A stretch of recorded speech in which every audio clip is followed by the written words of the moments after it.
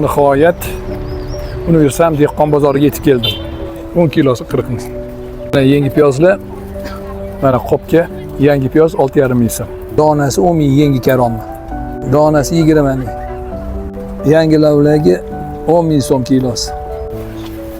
Kilosi 7 ming. Oq turib kilosi 10 ming.